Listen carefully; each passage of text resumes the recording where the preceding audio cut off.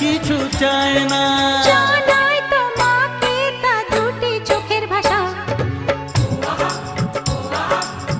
এই তো ভালোবাসা।